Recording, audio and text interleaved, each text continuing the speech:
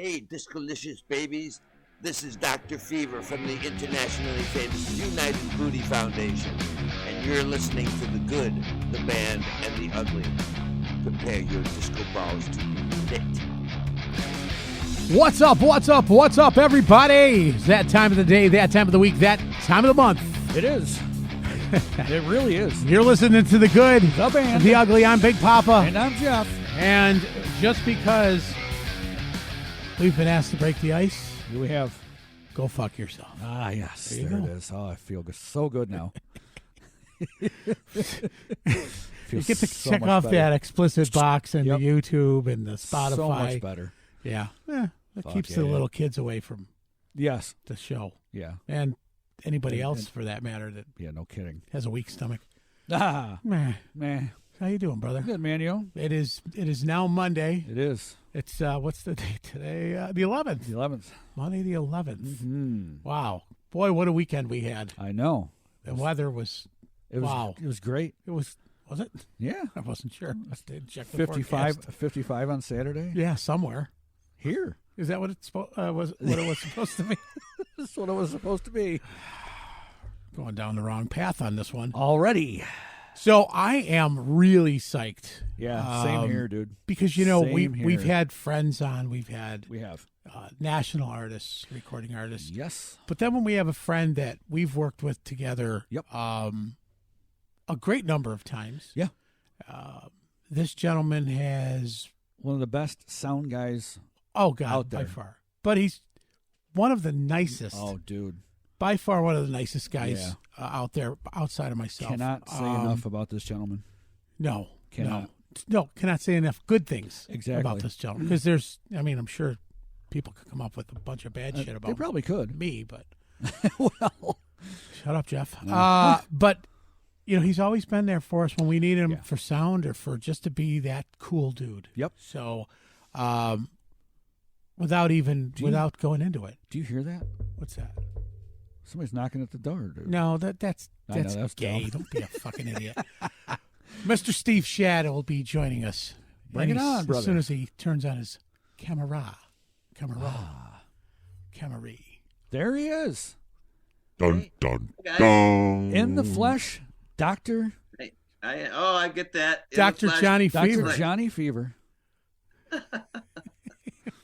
What's Thanks up, for having me on, guys. Oh, Very dude. much appreciated. It is our pleasure. It is definitely our pleasure.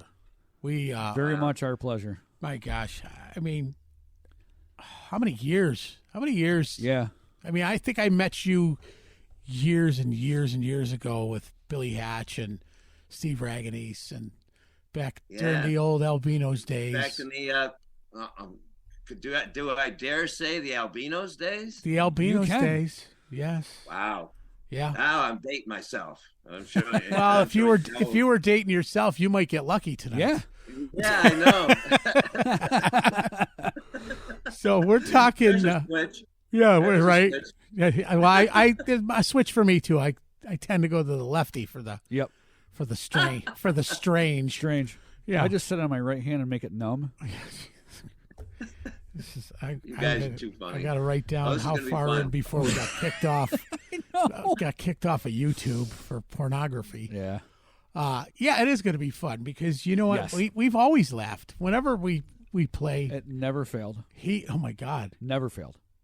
Especially when he come rolling in with that Chris Farley van. Yes. The Chris Farley. Yes. Whether we juggled the balls. Yeah. River. Yeah. That's right. Yeah. With or without breaks, depending on the day we caught you. Yep. And then Bloody freaking duh. Well, aren't you, Mister? Too funny. Oh, it's awesome. Oh, Mr. Billy Shakespeare. Yeah. But then he'd be Chris Farley's van, but then it'd be Cheech and Chong when the doors opened. Oh, dude. Well, no, actually, all I remember all I can see is when they open the door. All I can think of is Fast Times at Ridgemont High with all the they come falling out of the van. So Mr. Steve Spicoli, Schad. Yeah. Yes. Just call me Slater. He's been Call me Slater. He's been perfecting his hobby. Yes. Since the hobby was new. A hobby. Yeah. Since we were still talking about it like this. Yeah. You want to go out and smoke a joint? Right. Yeah. Now everywhere you go, it's like, you know. Please don't smoke pot in Denny's. We have families. Right. Oh, well. Yeah. I don't, as Bill Murray once said, as he portrayed, what was the guy's name?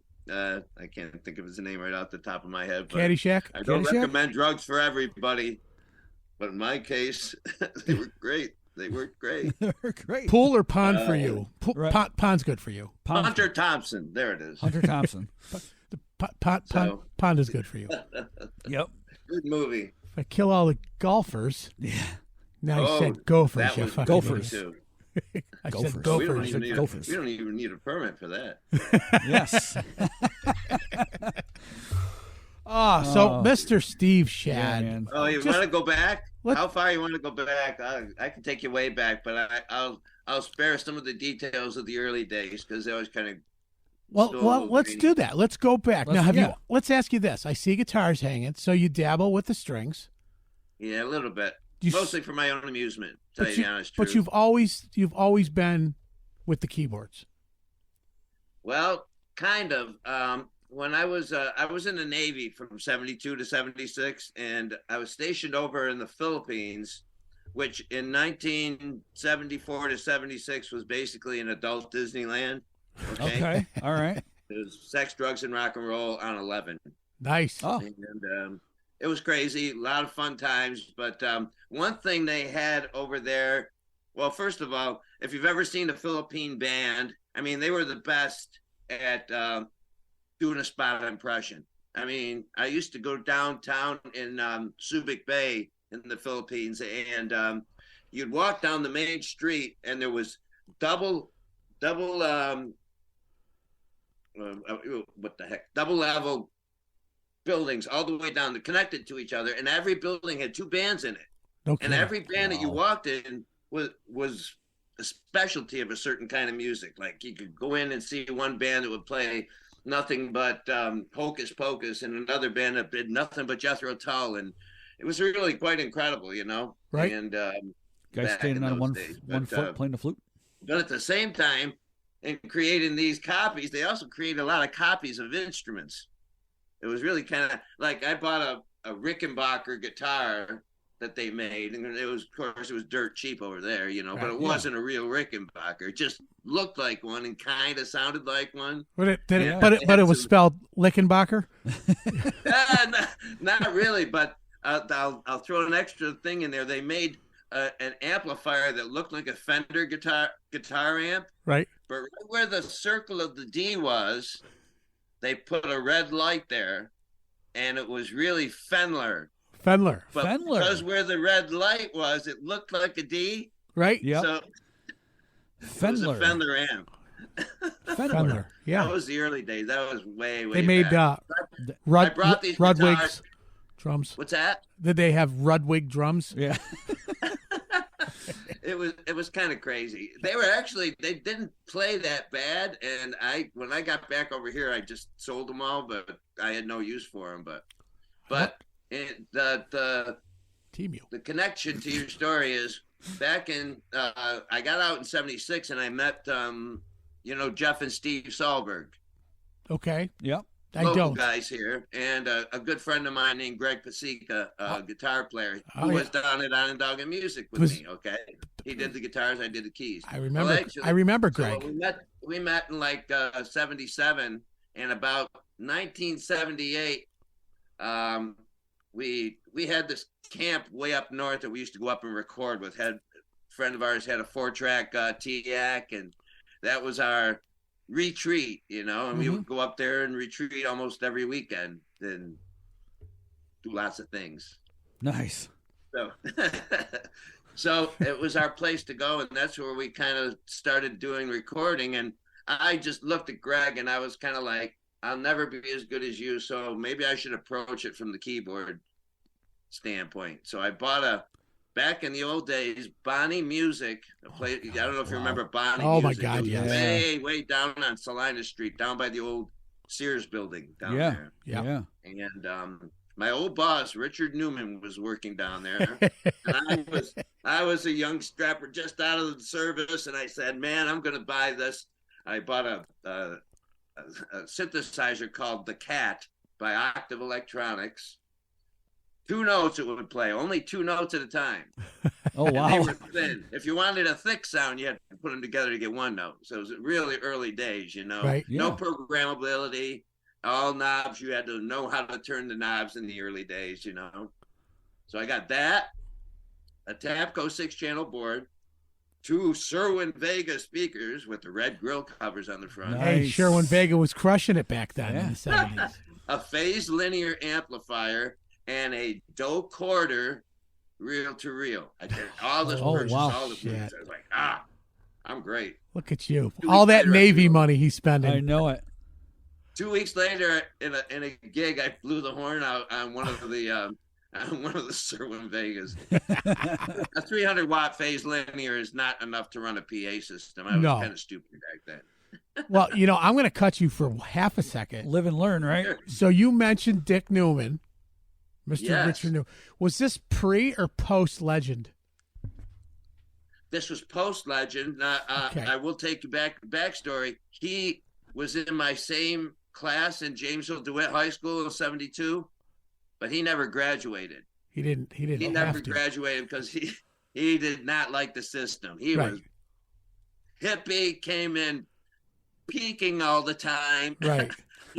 He would come in, he'd skip all the instructions, and then he would come in and ace the freaking test. Because he was brilliant. He was a genius. Did you know Dick? No, I did not. So he just did not. He hated the establishment back when we were in high school. So yes, this was post Legend days. So for people who don't know, one of ZZ Top's favorite amps to play through is, and still to this day, is a Legend amp. And Legend amp was Dick Newman and a partner making them out of Syracuse, New York. Yeah. And I think, when Dick passed away, I think there still was a couple hanging around somewhere. From what I hear, I hear there's quite a few of them around.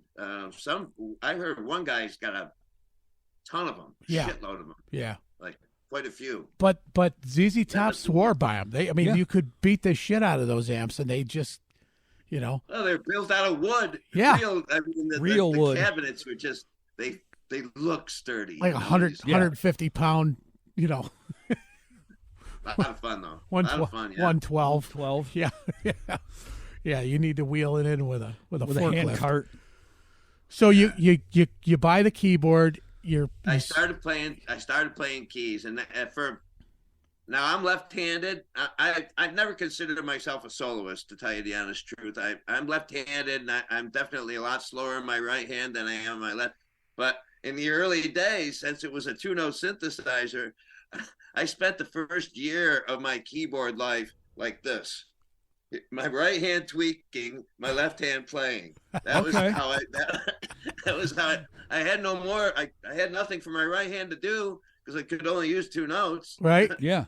So, but years later, I bought a string and brass ensemble, and we formed a band called Steps back in the day.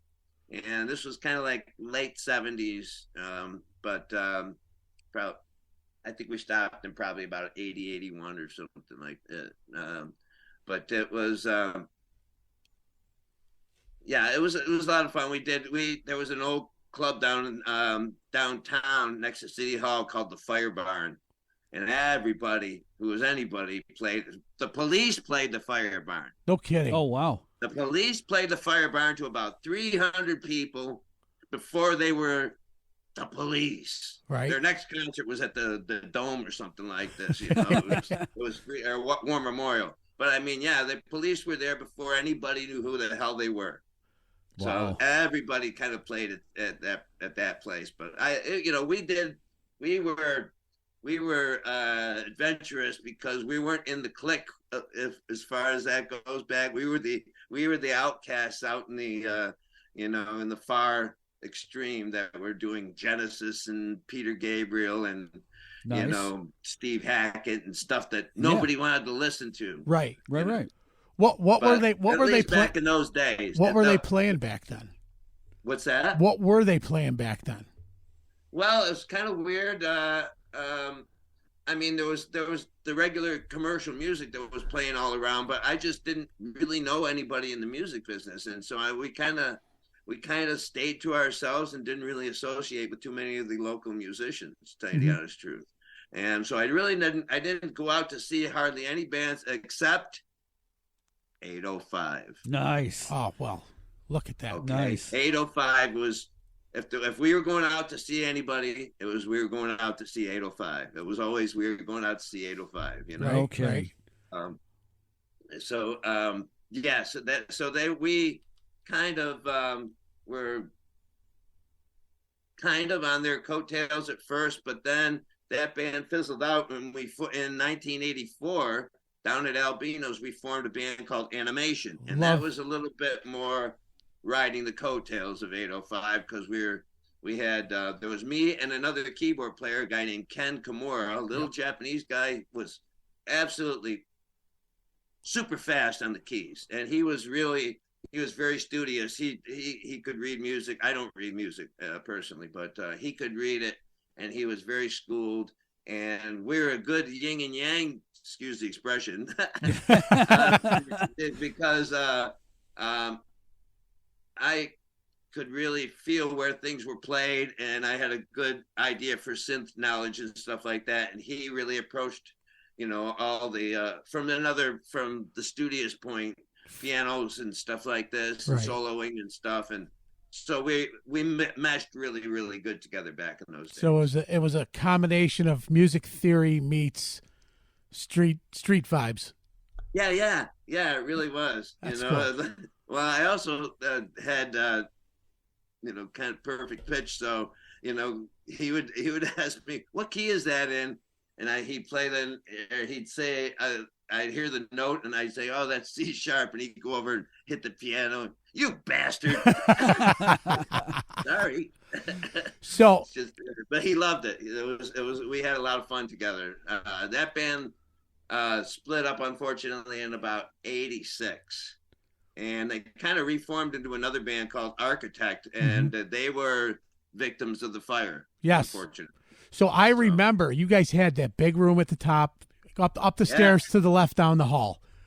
And that's when I met you was back then in '84. Billy would be there all the time. Billy was there all the time, and Billy hung out with Pazika. Yes, sir. Just because I think he learned a lot from hanging out there. And then Rags and I had come upstairs, and because Rags was living downstairs in the pro sound room, in between wherever he was staying at the time. Man, lots changed since then. You think? Yeah. Hey, I'll be the first to admit I was kind of homeless and living there for about 4 months too. Wow. It was a home for wayward everybody, Completely.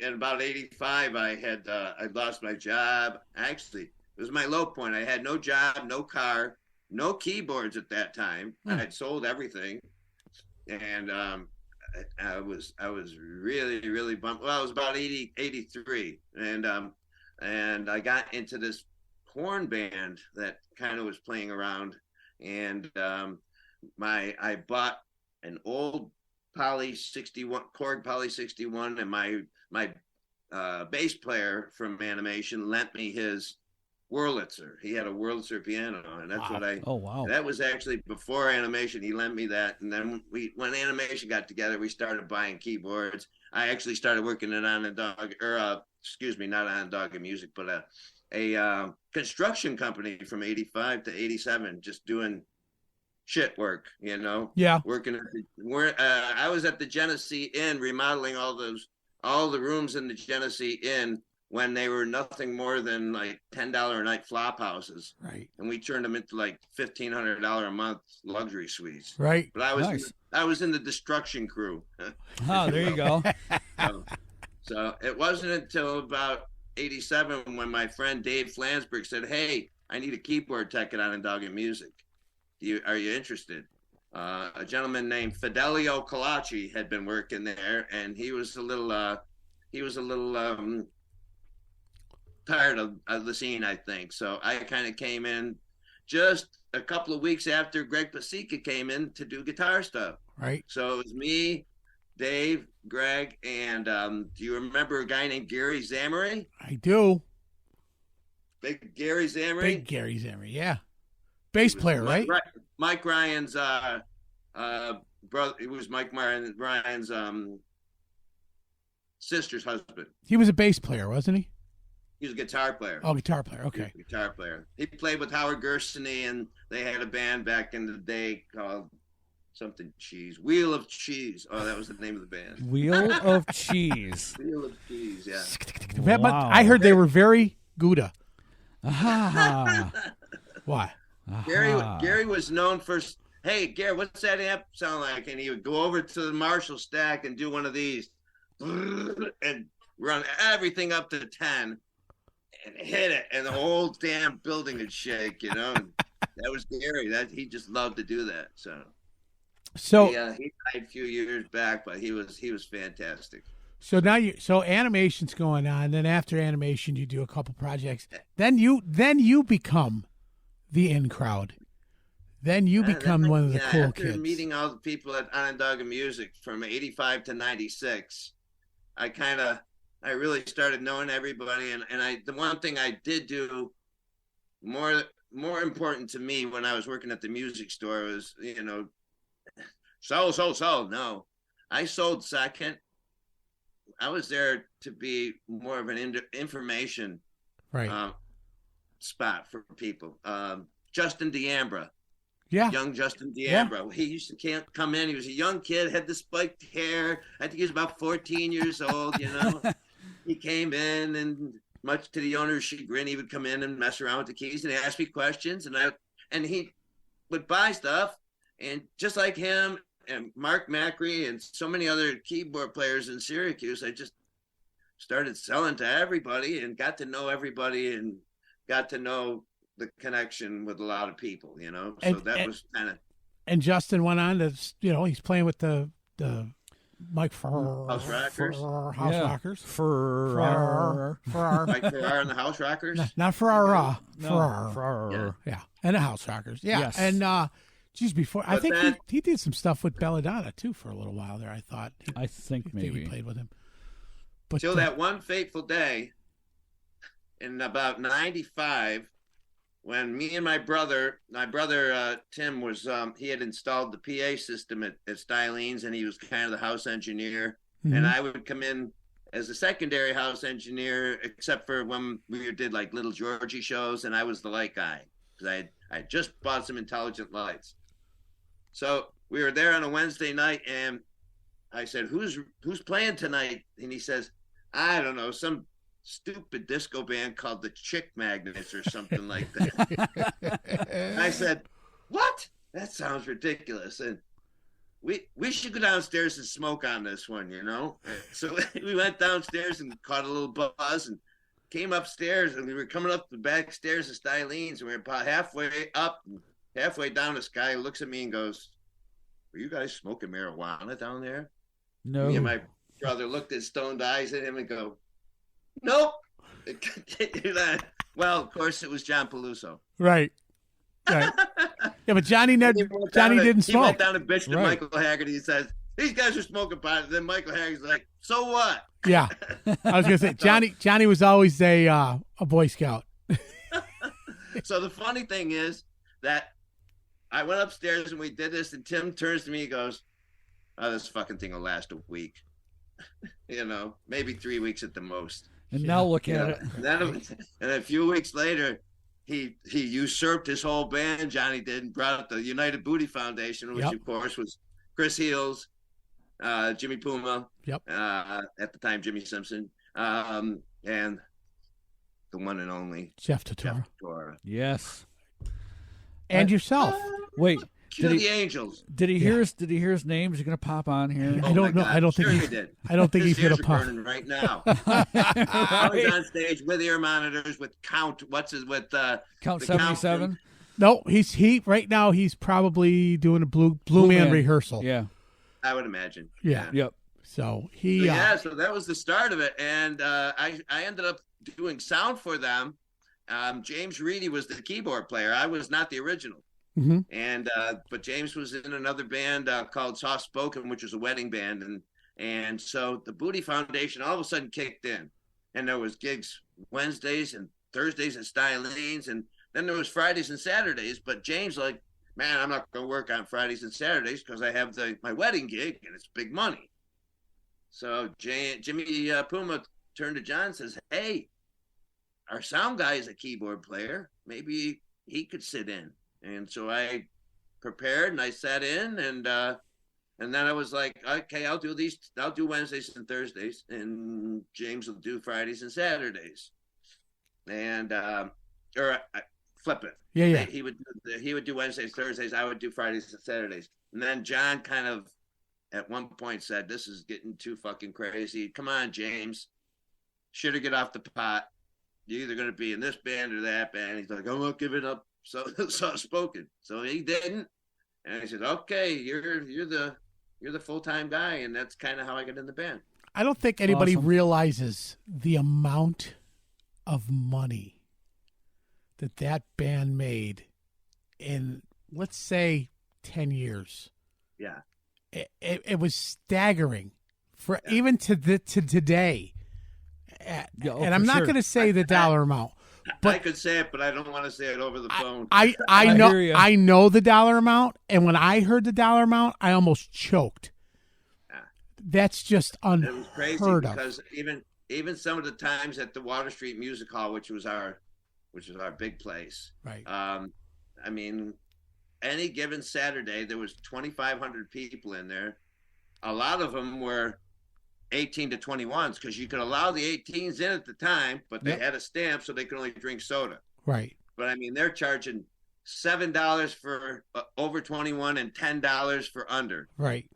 And they were just, and every gig we did, I got $100 for my light rental. So I was, right. that in my pocket. Right. And I actually got smart. I took all my light money every month that I made. And for 1 year, I dropped it on the principal of this house and knocked my principal down a third in a year. Nice. Think about That's that. how much money. It didn't go anywhere else. Let's put it that way. Were you playing for the Door back then? Yeah. So. We had an arrangement with the bar. They would take a percentage or a part of the door, and we'd take the rest of the door. But I mean, it was just, especially there. Yeah. And then we were doing at a place called Captain Tripp's Rainforest Preserve in Utica, which is no longer there anymore. But same thing. It was huge out there.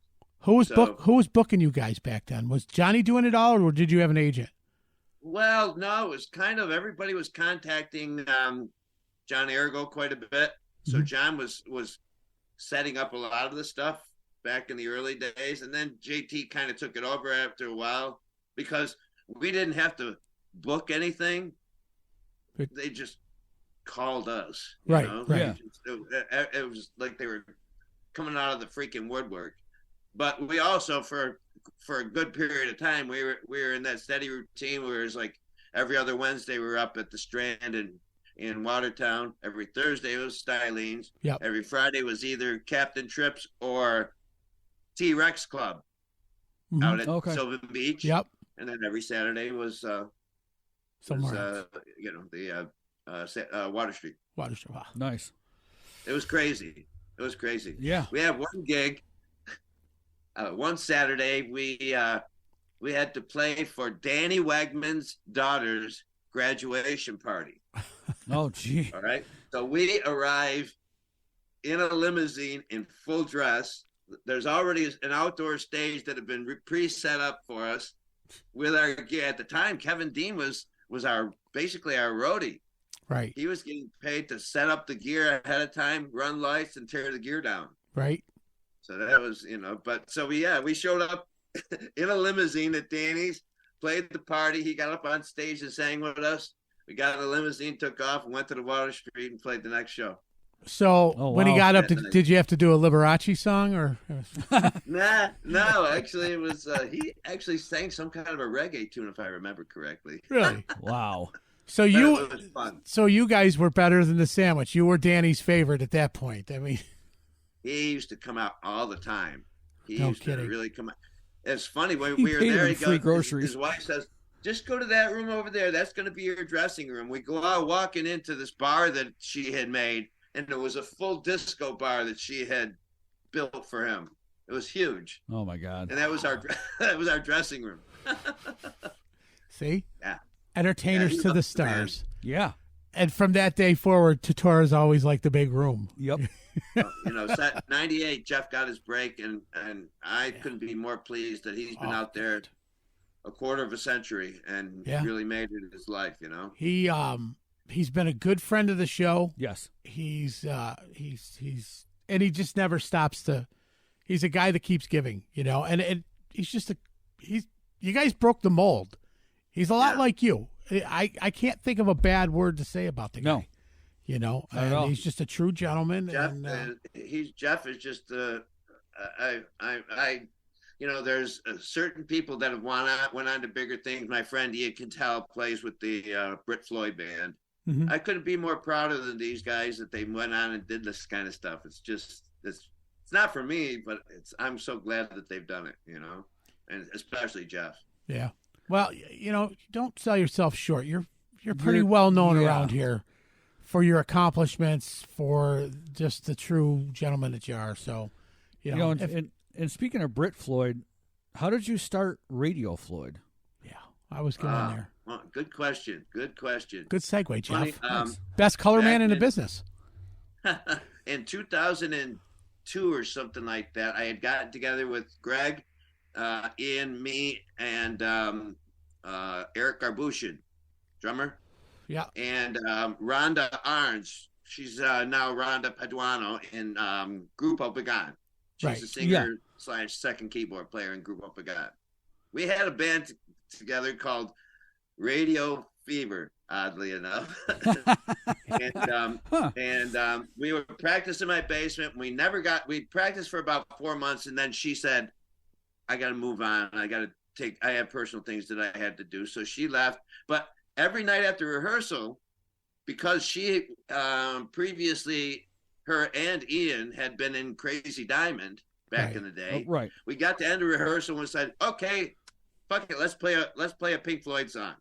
And we pick a Pink Floyd song and kind of hash our way through it and laugh and leave. And then we come back the next day or whatever rehearsal and same thing. So when she left, the four of us looked at each other and went, wow, what do we do now? Well, we got all these Pink Floyd songs. Let's make a Pink Floyd band. Right. So we got some video together, and Childhood's End was formed in 2003. So do you think that, and I remember when you started doing that. Yeah. I mean, the way JT would put together a show, not a gig, but an actual production, a show where everything was just like boom, boom, boom. Yeah. I noticed that when you started coming out with the Pink Floyd, and even before Radio Floyd, you had the lights, you had some other types of visual effects, whether it was a screen and everything. Right. There's not many bands that do that anymore. No. I love doing a production. That's one of my most treasured things to do is production, because I just love the fact that if you present something well enough and organized enough, it can look effortless if it's done right, and also it can come off as real professional looking. And the thing about the Childhood's End and subsequent Radio Floyd as it's gone along is that we started out with not a lot of light fixtures and stuff like this. Back in the early days, I think we had done some shows at the Well, I want to tell you about Kenny Fest also. I should tell you about that, but I'll get back to it. But over the last 20 years, I've refined the light show, and we've refined the programming to what it is now, and it's quite spectacular at this point. But compared to the early days, oh man, it might have looked cool back then, but as we look back at the early videos, it's tough for us to watch now because we've refined it so much. Duct tape and light bulbs. Yeah. Oh man, yeah. But 2 years after Childhood's End was born, a friend of ours came up to us and he wanted us to perform one of Roger Waters' solo albums at a big party he was having out in Atisco. I said, okay, well, I don't think that album will go over. Maybe we should do The Wall. Yeah. And this guy, he said, okay. And I'm telling you, when we presented, was he had cleared a field out, taken all the lumber and timber from the field and built a 32-foot wide stage with two 32-foot wings. Oh, wow. He had armored personnel carrier to do the, like some of the war scenes. He had built a berm all the way around the property, which we had put up barbed wire and the crossed hammers. I mean, this guy did it up full. We had two scissor jacks behind the two 32-foot wide sections of stage, which were scrimmed off, that were going to go up for Comfortably Numb and one of my turns with audience or with band members up there. We had like 9 people in the band for the show. The show was infamously called Kenny Fest. And if anybody out there knows or was at that party, they know what it was all about. Basically what happened, we had put the whole wall together with a ton of cool extras and stuff like that. And unfortunately, the all-day show got pushed back and pushed back and pushed back. And we actually didn't start the wall stuff until almost 11:30 at night. And we got about 1/4 of the way through the album, and all of a sudden we saw this big searchlight coming over us, and it was a helicopter. Oh boy. And it was the police, and as they showed up and shut the party down. So, but there was 1,400 people at the party. Wow. Isn't there a part of the Wall album that has a helicopter? Yeah. Oh yeah, that's the funny thing about it. Yeah. Years later, a guy came up to us and said, I was at that party, and he says, I remember looking up and seeing the helicopter, and I looked and I turned to my friend and I said, these fucking guys got a lot of money. These guys thought of everything. Right. They wanted to recreate. The funny part about it is we actually had hired, or there was a friend of ours who had a private plane, and he was going to fly over. Look, Mommy, doesn't it? Laying up in the sky, unfortunately, it was too dark, and it never happened. We never got to that thing, but, that was the weird thing about Kenny Fest. But at any rate, I move on. So, yeah, that was kind of one of the big events, and that was not just planned by me, but there was actually about 3 or 4 different lighting companies involved. There was a flown PA system. There was a light guy from New York. There was a lot of it was huge. There was 2 semis that looked like, or generators that looked like semis over behind the freaking stage. I mean, it was done up huge. There was a lot of wattage going on back at that time. Yeah, no kidding. So that was the kind of the beginning of the craziness as far as doing really cool parties. But once that fizzled off, it turned into Fox Fest. So you've heard Fox Fest. Yes. So that's what Kenny Fest turned into. It moved to a different location and became Fox Fest. No kidding. Wow. Well, see, there's a bit of history that not everybody knew about. Nope. Yeah. I'm writing that down. Fox Fest. From Kenny Fest. Yep. Who killed Kenny? Damn it. Bastards. But then I started getting involved with vinyl. Okay. Vinyl was a lot of fun. Yeah. With, Bob and Robin. And what I liked about that was like in 2010 when that kind of started happening, because I got into the core band, which was great, and so many great musicians were in the core band. And the other thing is, I really love the concept of being able to do a whole album. Right. That to me is great because you don't skip tunes. You do everything in order. You don't, fluff past the cheesy stuff or anything like that. Right. There's really a wonderful discipline to it, and the way they approached it was, we're going to put together people that may not have necessarily ever played together before, right? But they were perfect for that album. So, we did Band on the Run, and I got to play with Gary Frenay and Artie Lennon and Chris Heels, and that was I think that was Brett Hobart on bass at the time, and Pete Szymanski on drums. So, excuse me, it wasn't Brett Hobart, it was Gary Frenay on bass. My mistake. Gary on bass, Chris and Artie on guitars, Pete Szymanski on drums, and I was on keyboards. Who was singing?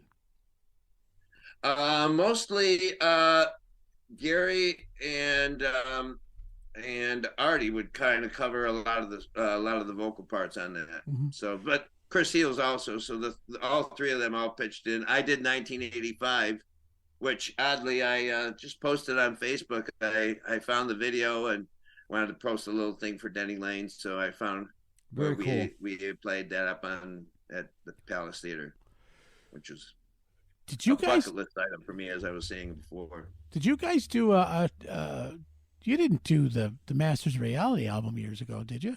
No, I was never involved with Masters of Reality, to tell you the truth. I forget, somebody did. Somebody covered, I don't know, maybe it was for one of the Sammy shows or something. I think Altier sang, I want to say they had The Owl was in town, and he was playing. They had a fantastic keyboard player, Al Dunn. Yeah. May he rest in peace. He was fantastic. Mr. McOwl, they called him. McOwl, yeah. The Owl or Mr. McOwl. That was a band. I mean, I've mentioned it a ton of times on here, but they're timeless. I still listen to that album once a month at least. Just Chris Goss. Oh God, yeah. What a voice, iconic, and so distinct. You hear that and you're going, "That's Chris." And you can listen to it now and still be thrilled by it. And I think Joe Altier was saying he was in Seattle, I think, or somewhere. I think so. Somewhere nowhere near here, and walking by one of the other bands that was on tour with him, and he just stopped in the hallway and stuck his head in the room. Was like, because the guy was listening to the album. He's like, "What are you listening to?" He goes, "The Masters. You ever heard them? They're fucking great." And he's like, "Dude, I'm from Syracuse." Right.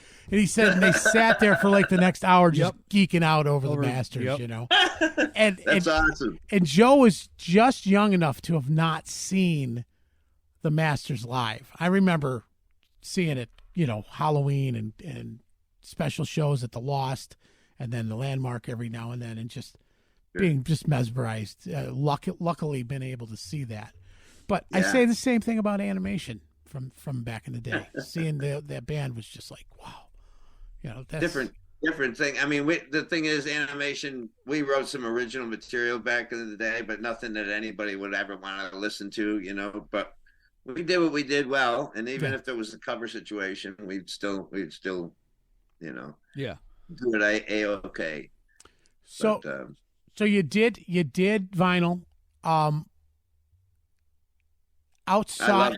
I loved working with that, and that kind of almost led me to the some of the Ridge shows out there. The past few years, since 2017, I did the Floyd out there, and Jamie Noda Thomas has been gracious enough to kind of give me the musical director reins a few times, and I did a Peter Gabriel show out there in 18, a Genesis show in 19, and then of course COVID hit and cancer, all that crap.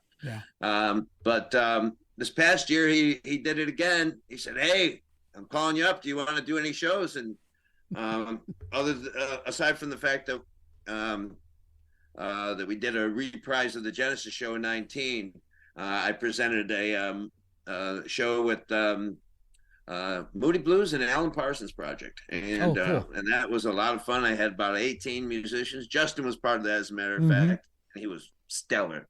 Actually, everybody was stellar. It turned out to be kind of like a 3-hour hug fest for all of us. To tell you the truth, we all had so much fun. Right.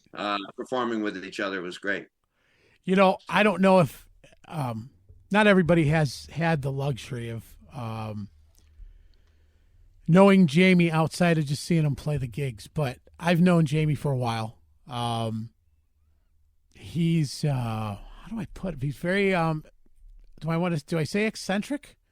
Is that a good word for Jamie? Yeah. And he but knows, brilliant.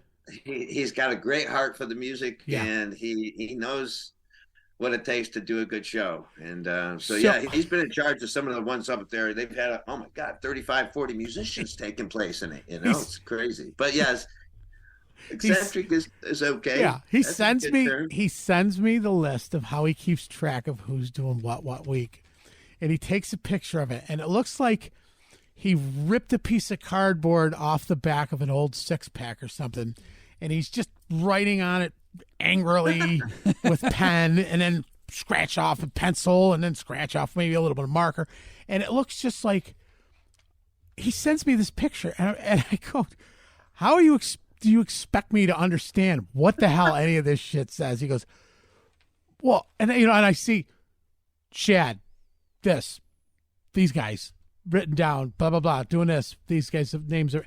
I'm like, okay, so does this mean Steve is doing? He's doing that night. He's right. producing that night, and he's like, "Oh, I should have explained that to you." I'm like, "Yeah, that would have been a great idea." But I had the pleasure years ago when Jamie would play acoustic gigs, and he'd come and play at the bar, and I would sit in with him for the night. I'd sit in on the drums, and I didn't know any of the music he was doing. So Jamie would turn around while playing, just doing the chords, the solos, whatever, and he's going, without missing a note, okay, in about 4 measures, you're going to come in with a goonka chaka, cymbal, goonk, and that's what you're going to do in 4 right here. And then I do it, and it'd be like, okay, so now, let this go now. Keep doing that for 7 more measures, and then you're just going to come into a straight old 4/4 hi-hat snare. Now, don't. And he would direct me through the piece, and at the end of the night, and I'm sure you must have seen him do it. At the end of the night, people are like, "Did you guys rehearse this?" I'm like, "No, he's just looking over at me, telling me what to play, and I'm listening to him." Yeah. And it was like we had rehearsed it for weeks, and so much fun. Didn't miss a note. No. He could do it in his sleep. And I saw him do that this summer with 15 people on stage, and he's directing all of them at the same time. Yeah, and the worst part is, then he turns around and I'm like, waiting for him to tell me what song we're gonna do next. He's like, "Hey, do you think I should?" And he's playing along. "Do you think I should order a fish dinner now before it gets too late? I mean, or do you think your cook? Hang on, sing the lyrics. Turn back around. Do you think your cook will be able to cook me one later?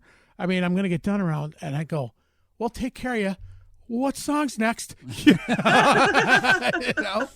Yep, that's awesome. So shout out to Jamie, and thank you for allowing me the opportunity.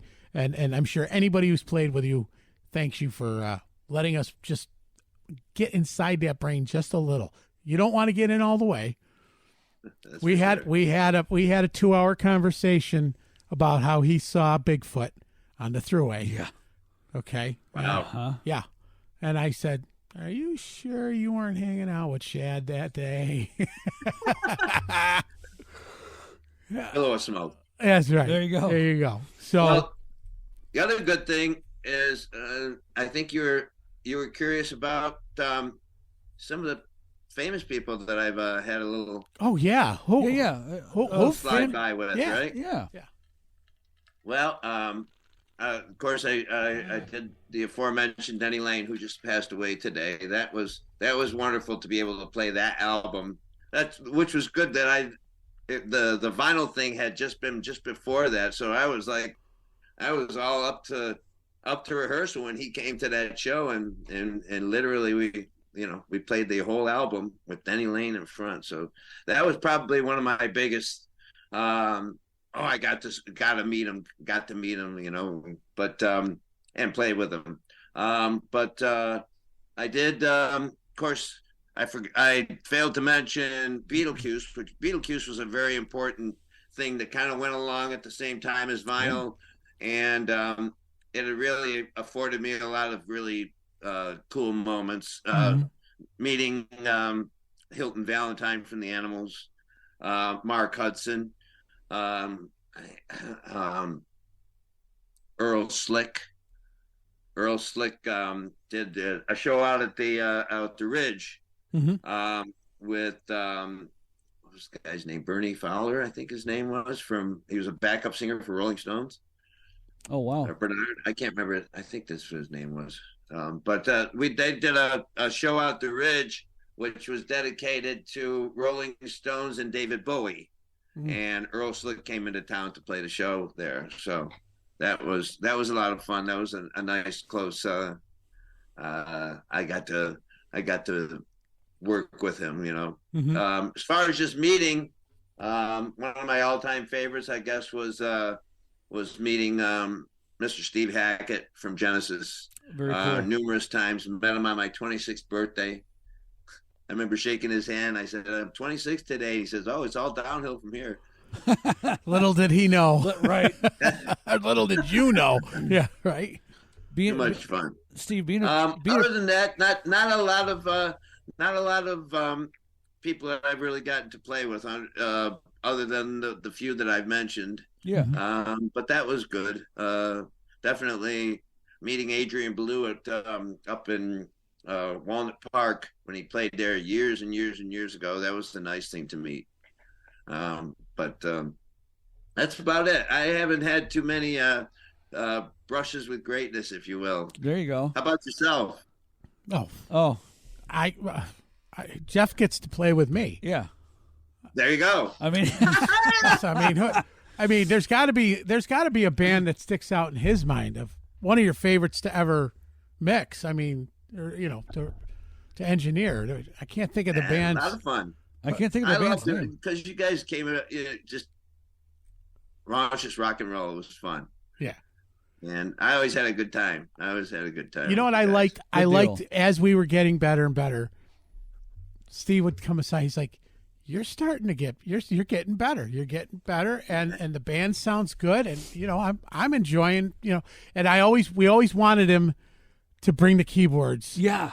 Oh my God, we always wanted him to do like the Foreigner stuff, for Foreigner or the Adding Money stuff or any of that. I was like, damn it. And Hey.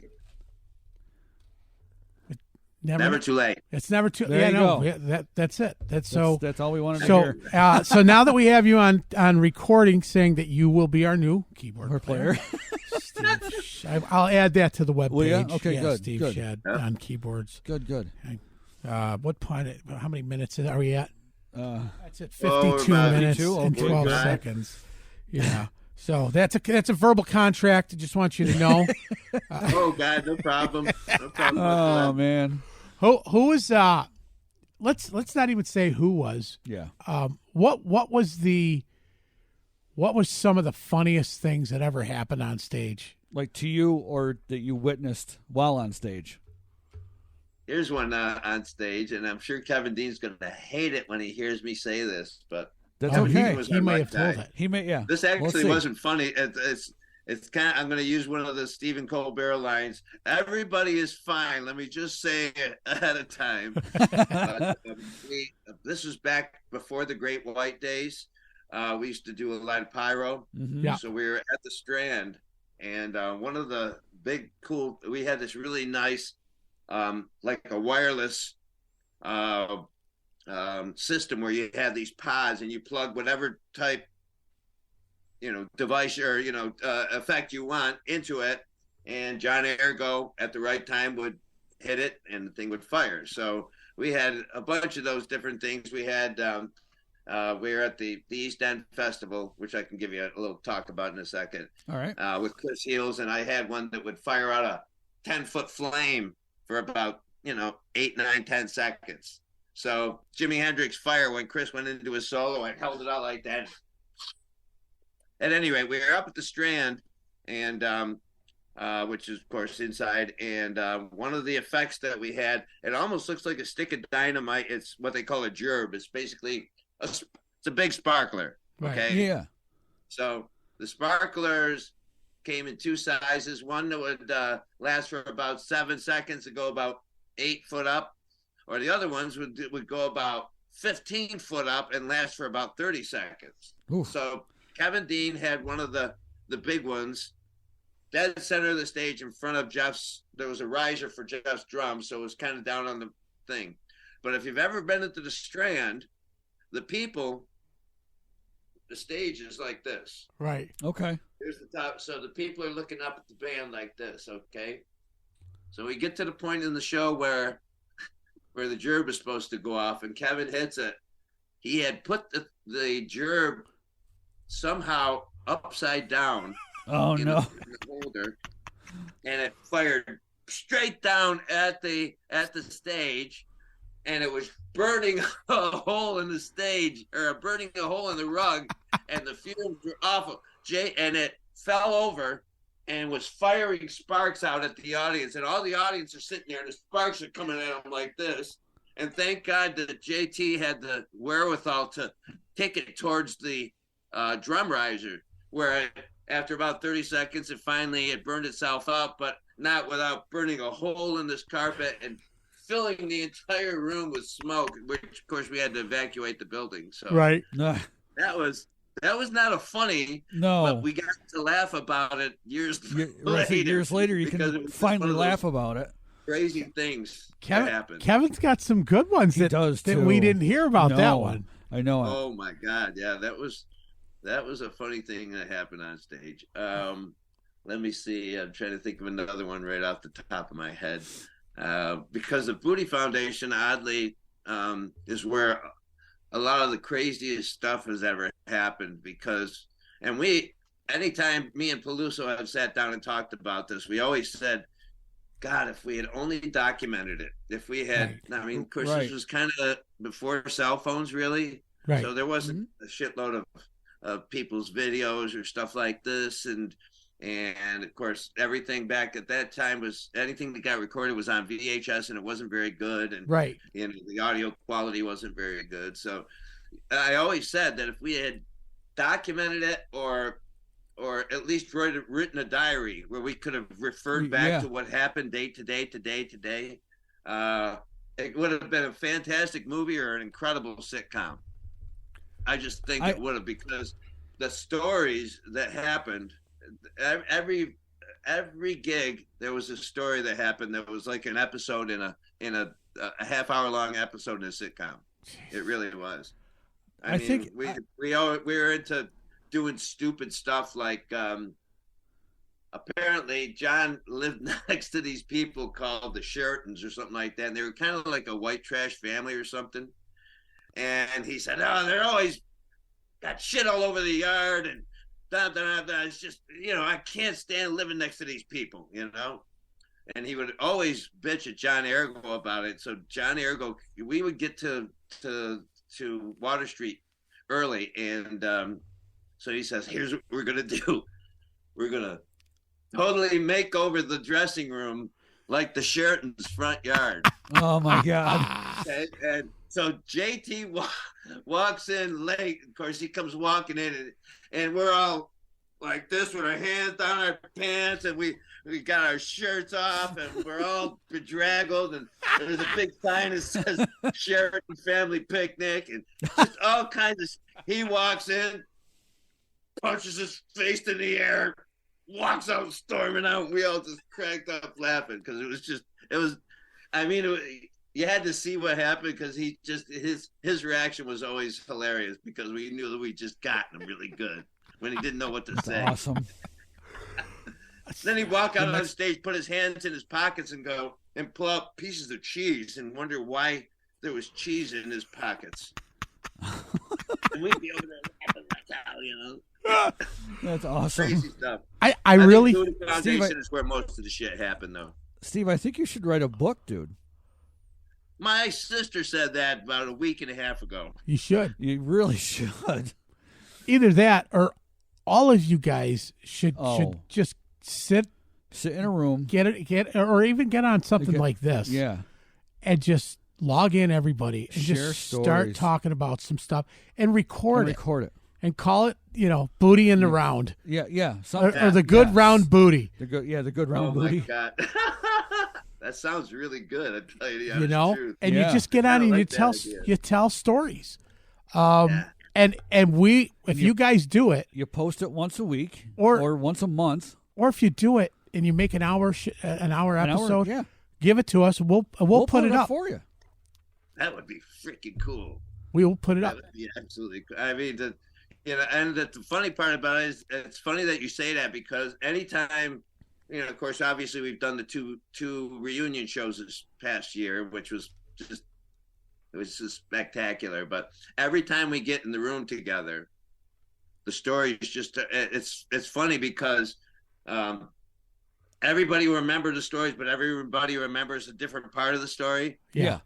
So it's like you say when you start talking, remember this, and then that happened. Oh yeah, and then and everybody, and all of a sudden the story just kind of comes back out because everybody remembers their part in it.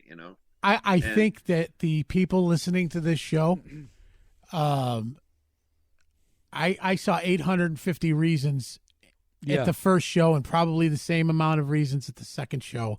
Just to do it, something like that would go over very well. I think it would be hilarious. And if it takes the two of us to bring it together, whether it's in the room together next time you guys plan to do that show, or just to put something together. I would post something to John because first of all, Zoom is a nice place to do it because God, I can't imagine if the five of us and just sat around and started doing that. Yeah. I mean, just, like you said, just record it. We could do it. Yeah. We could do it Brady style. Brady style. Yeah. Brady Bunch style. Brady Bunch style. So yeah. And you can be Marcia. That's what my sister's name is. Yeah. Well, see, JT's going to be Alice. I don't care what anybody says. He's going to be in the Alice Square. Yeah. Awesome. That's it. Oh God, that's it. Yeah. That's some good stuff. It is. Anything.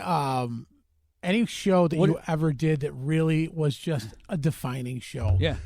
Yes. What the hell? Dropping shit. Binky down, man. Oh, no. My vape just let the vape hit the floor. Yeah. Probably Beetlejuice 2015 where we performed Sgt. Pepper all the way through. Oh, no. Oh, wow. That's cool. And I mean, we had some of the finest musicians on. I think we had probably a total of, there had to be like 60 or 70 of us because there was 30 people in the orchestra. I mean, we had a full string section in the front. Mm-hmm. We had all the horns and everything like that over to the side, plus all the players.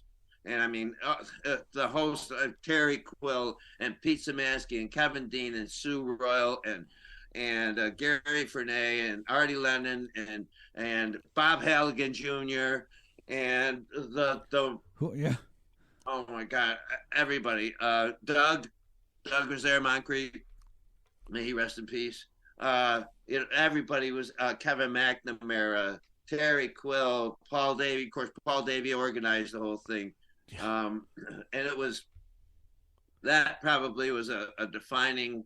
I luckily because they had some other great keyboard players there. I was kind of the as Paul calls me, he calls me MacGyver because I was kind of the special effects guy, sound effects and all the little neat little things like that. We need a bell here or there. We need this to ring. We need the animals going off into the distance before Sgt. Pepper reprise and all of that stuff. I was the handyman for that stuff. Nice. That's cool.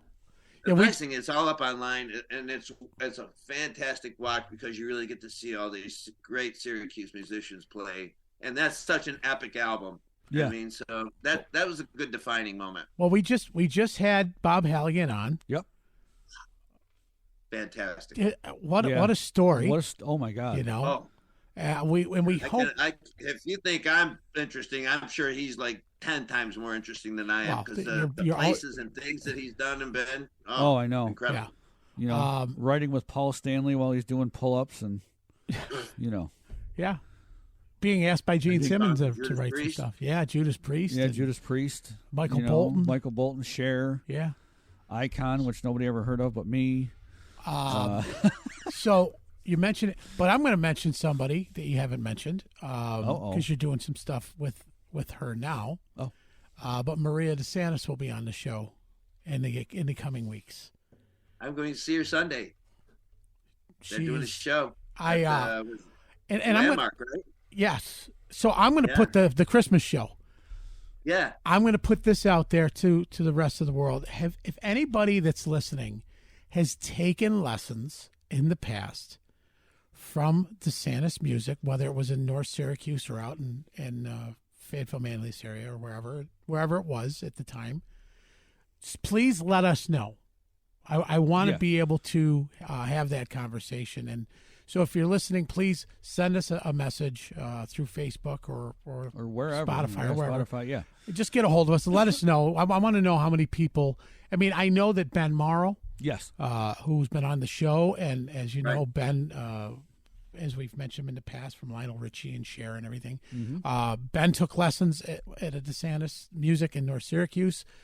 Some of the people that we mentioned, friends of ours, Billy Hatch took lessons there. I took lessons there. Bobby Schrader took lessons there. A lot of people have taken lessons, and a lot of the local music scene, past and present, owe a lot to that family. Yeah. And they have always been a give back kind of group of people. And I think it's very important that we tell Maria's story and her family's story to our listeners. Definitely agree on that. And I just got through working with her a couple of weeks ago on Veterans Day. We did a show at a church. St. Mary's. Yeah. What's that? Was it at St. Mary's? I think it was St. Charles. I think it was. One of the Saints. Up Westvale area. Yes, I saw the video. So, of me? Yeah, singing. Yeah. That was one. Well, I'd been bugging her for a year. I said I always wanted to sing that song, and she called me because I knew I was doing sound, and she says, "Are we on for Lucretia McKeeble?" I go, "Okay, I'll do it." So it was. I think the band was kind of shocked that I did it, and they were happy that I knew what I was doing. But that was just one of those songs that I just absolutely loved, and I'm glad she let me do that. So yeah, she's invited me to the Landmark. She wanted me to come to see that show this Sunday. So I love working with her. I love mixing that band. Yeah. Because first of all, it's one of my one of the people that I look up to in this town more than anybody is 90-year-old Joe Raposo, saxophone player for that band. Yeah. And if anybody knows Joe Raposo, there's a superhuman being right there, man. Yeah. That guy just, I don't even, I mean, he's been there. He's been with all the pros. He knows what it's all about. And he's wonderful to talk to. And like any other Italian, if you sit down and talk with him long enough, oh my God, you realize you just went by 2 hours because he's got so many stories. You know what I mean? Yep. I love it. And I think it's important to get these stories told. Yeah, it is. It's important for people to know, I think. They're Syracuse's legendary musicians, upstate New York, but the buck doesn't stop there. They've played with some of the greatest musicians of all times, and just because it says Syracuse in their bio doesn't mean you're right anything. We've had some great people come out of here. I'm sorry. Per capita, this town has got more damn great musicians than anywhere. I put us right up against fucking Nashville. I'm sorry. Yeah. No. Yeah. Who did we have? I think Peter. Who did we have on? It's here. And there's people that can represent. That said Syracuse missed it by. Peter Merluzzi said that Syracuse and Seattle were battling it out at the same time to really get that cutting-edge new sound, and Seattle had a little bit more of the grunge. Yep. But we had some good shit coming out of here in the Syracuse early 90s. missed it by like that much, you know? Okay. So that's all right. We're still on the map, and people know who we are. And from shows like yours are making it. That's a good step because getting things out into the public and finding out about different people in this town, and it kind of helps bring everybody together. Well, we're trying. When we're talking to someone like Billy Sheehan, and he's talking about the days of Tallis, or we're Buffalo. talking about Michael to Michael Stairtoe from Rochester, talking about playing at the Lost Horizon, and both of them mentioning the pole in the middle of the stage. So many different artists that have come through here. That's why, and you haven't seen it, but behind Jeff, and we pointed out almost every show, that's Greg Italiano's photo. And so we pay homage to him. We pay homage. Homage.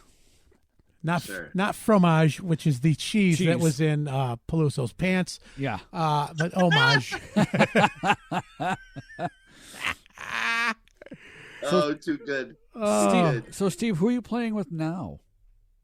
Dangerous Type is the big thing. Okay. And we're doing quite a few shows around town. You probably started out as a Cars tribute. Now it's more like an early MTV thing. But it was a 5-piece band, and then we added Joanna Jewett, who's still stellar. She's one of the best female singers in this town, bar none, as far as I'm concerned. Great ad. Yeah.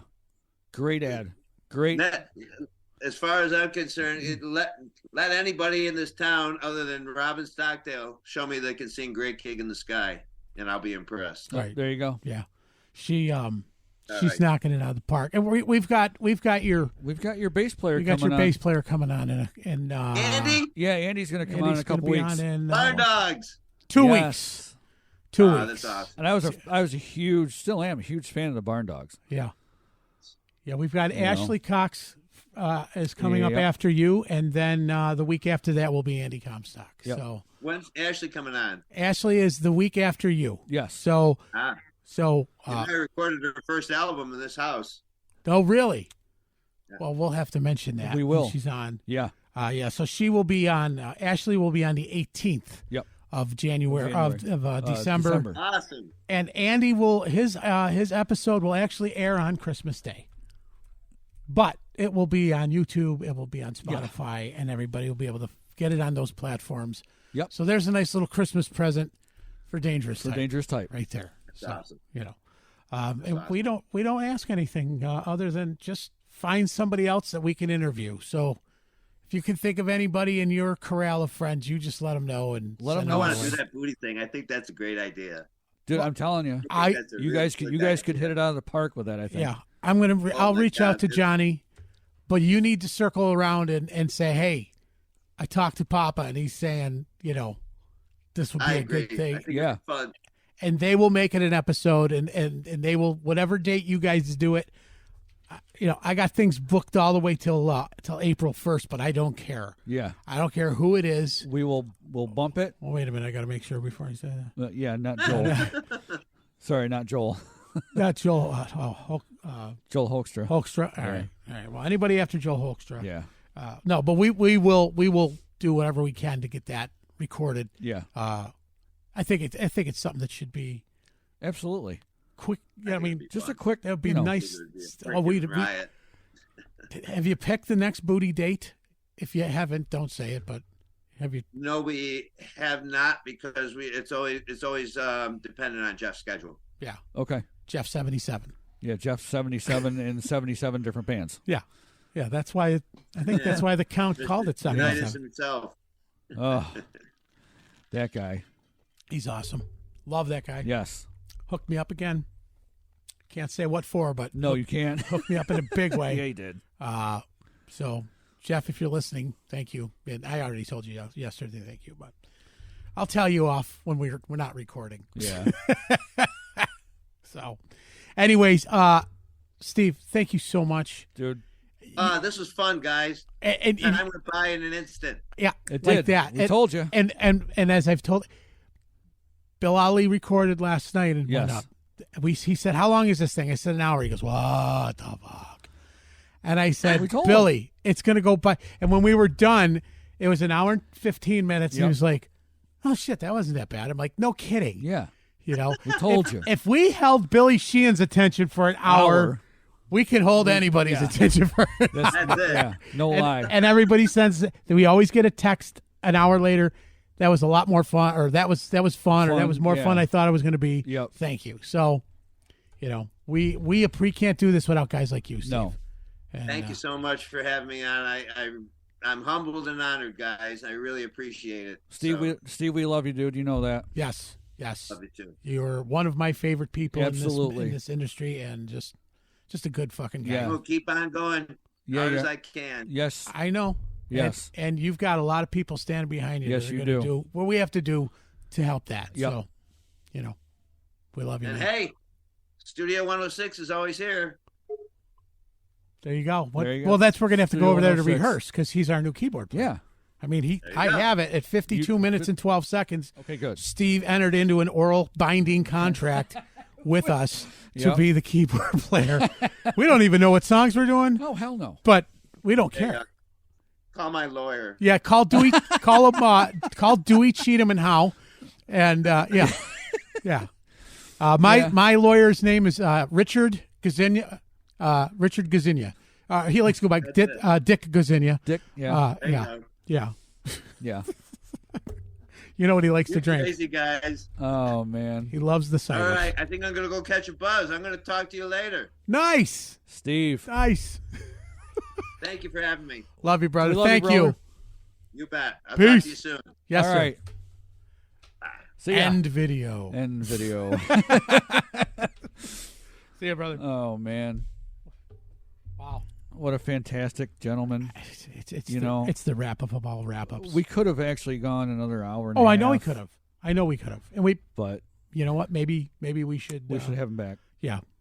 For sure. God, so many stories. I know. Oh my God. If any of you have an artist, local artist, national artist that you know how to get a hold of or you like, or you don't know how to get a hold of, and you still say, like. I would love to hear the story about this, that, or the other, just reach out to us.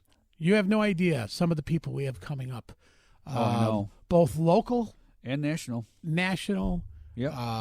Local by Syracuse, local by Rochester, Yeah. Buffalo, Albany, White Plains, Poughkeepsie area. I mean, we've got people coming from all over the state, all over the country, and there's a lot of great things happening for the good, the band, and the ugly, and we couldn't be doing it without you guys, without our past guests. There's some really good things coming on the horizon. So it's going to be cool. So we thank you, and I can't say it enough. It's a heartfelt thank you. It is. I know he doesn't do this often, so I said I wasn't going to cry. I know you did, and me without my tear. Here, shut up. Here, wipe your tears with this card. No, that's a dishing it out. Dishing it out with me and the big guy. These cards are so old they're starting to turn colors. Oh my God, they are. Back in here. Yeah. Yeah. But a lot of good things coming, and I mean it. When we see the responses that we do on some of these episodes, it's just... Especially from the people that we don't know. Yeah.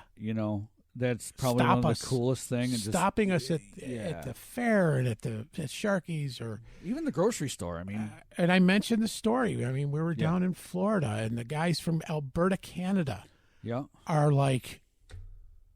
We listened to your podcast, and Mike called him out. I said, "You're full of shit." Yeah, Mike. No, you don't.